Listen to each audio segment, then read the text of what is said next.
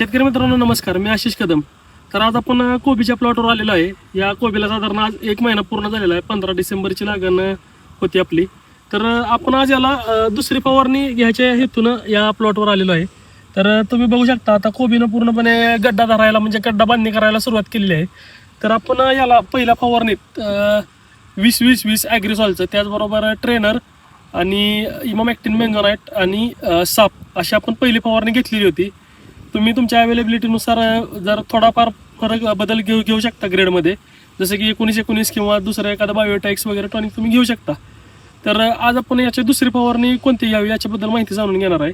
तर आता तुम्ही बघू शकता पूर्णपणे गड्डा बांधणी चालू झालेली आहे. बऱ्यापैकी सगळ्याच रोपांनी गड्डा बांधणी सुरू केलेली आहे. तर पूर्णपणे प्रॉपर गड्डा बांधणी होण्यासाठी आपण कोबीला 15-15-30 फर्टिजचं, त्याचबरोबर इन्स्टाबियन, आनंद ॲग्रो केअरचं, त्याचबरोबर इंडोबिलचा अवतार या सगळ्याचं मिश्रितमध्ये फवारणी घेणार आहे, जेणेकरून गड्डा बांधणी सुद्धा प्रॉपर होईल.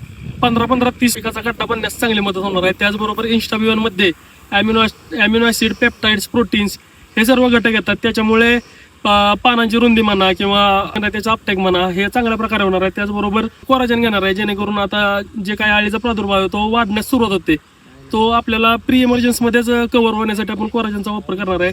त्याचबरोबर आपण इंडोफिलचा अवतार घेणार आहे, जेणेकरून काय होणार आहे की करपा आहे किंवा बुरी आहे तो पूर्णपणे आपल्याला त्याच्यावर कंट्रोल मिळणार आहे. अशा प्रकारे जर आपण दुसरी फवारणी घेतली तर आपल्याला नक्कीच आपला गड्डा जो भरणार आहे तो एकदम सशक्त आणि चांगला बनण्यास मदत होईल आणि पीक आणि झाडसुद्धा आपलं निरोगी दिसण्यास मदत होईल.